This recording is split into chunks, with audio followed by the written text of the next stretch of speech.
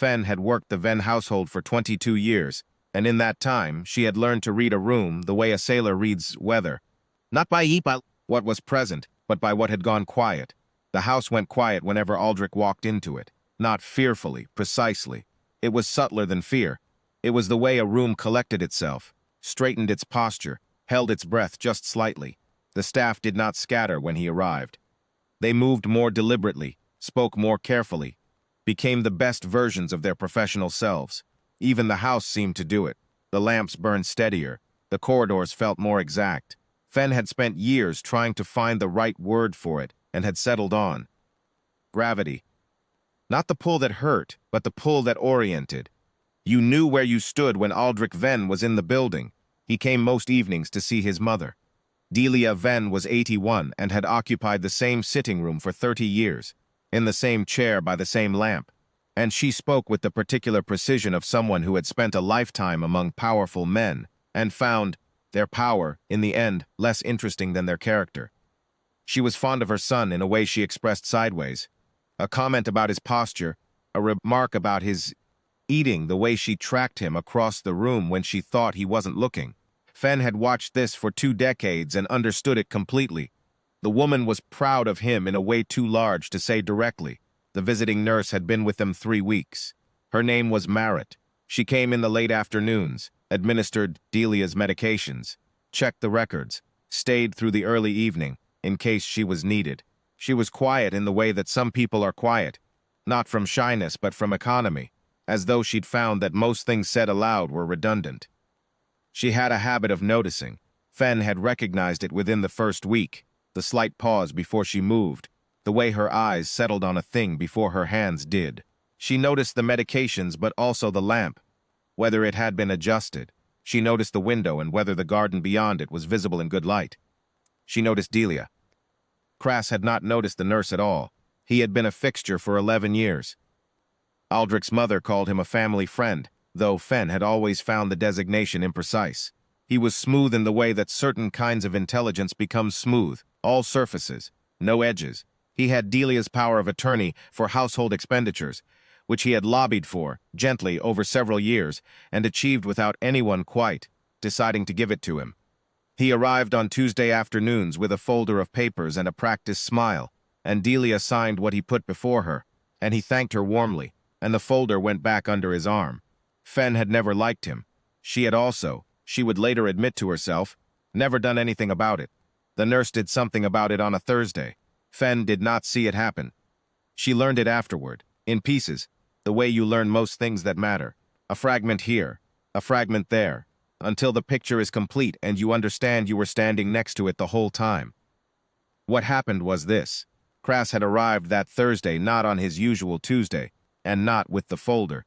He had gone into the small study off the corridor, the room with the telephone, which the household used for calls that required privacy.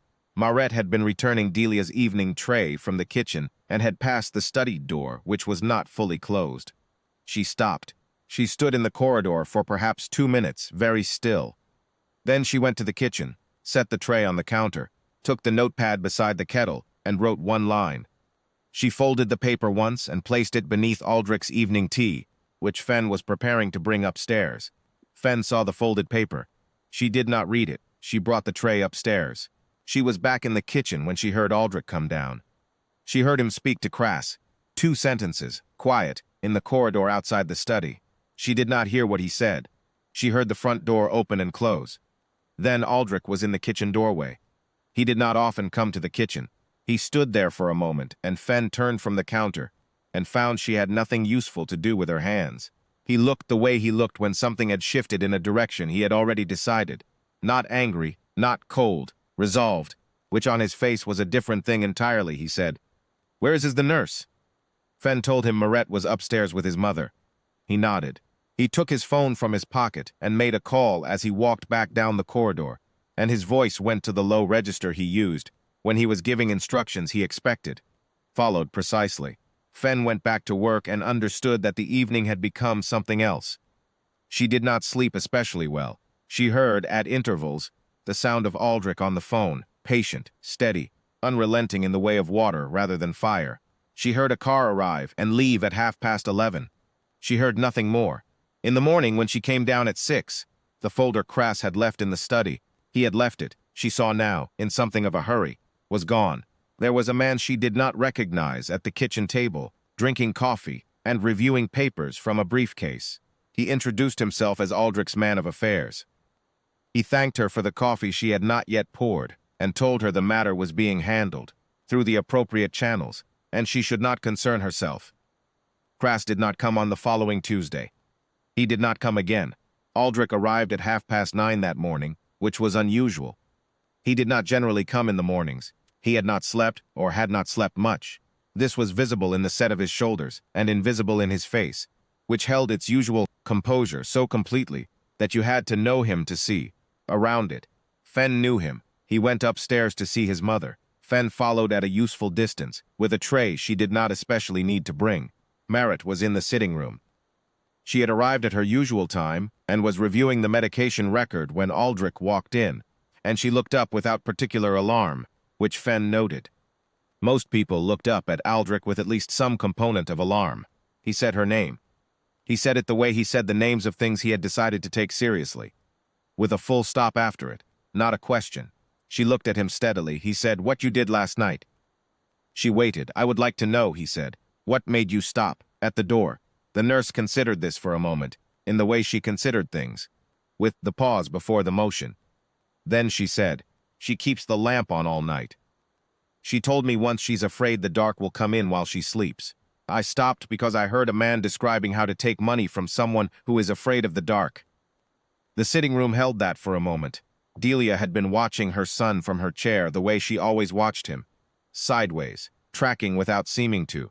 Now she reached out and took the nurse's hand in both of hers, and held it, and did not say anything, and that was enough to tell Fen everything she needed to know about what Delia thought of this woman. Aldrich looked at his mother's hands, the old hands wrapped around the younger ones, and something moved through his face that Fen had never seen. There. It moved through and passed, and left him looking slightly different than he had before, less sealed. He said to Marette, "You'll stay, as long as my mother needs you." It was not a question, but it was not the other thing either, not a command, not a weight placed. It was, Fen thought, the closest she had ever heard this man come to asking. The nurse said, "I'll stay."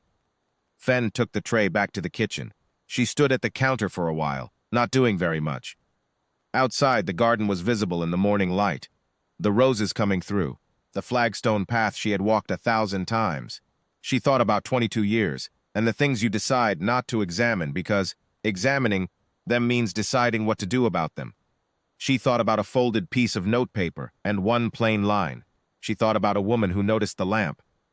She had worked this house for 22 years and had thought, if she was honest, that she knew more or less what it contained. She found she had revised that estimate and was glad of it.